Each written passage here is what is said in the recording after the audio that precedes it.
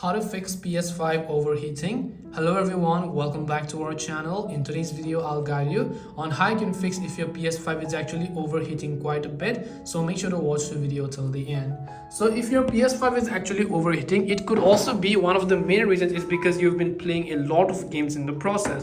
So just make sure you try to shut down your PS5 from time to time over here. And once you shut down your PS5, also make sure that only one game is running, because if you want to close a game, hit the options button on your controller, which is this little button over here. Make sure to hit the options button and just scroll down to close the application if it's not already been closed. The other thing I wanted to check is always keep your PS5 console in a well ventilated area, because over time it's going to accumulate a lot of dust. It needs some cool air and humidity so that it can store in a proper temperature. So make sure that it is in a well ventilated and lit area.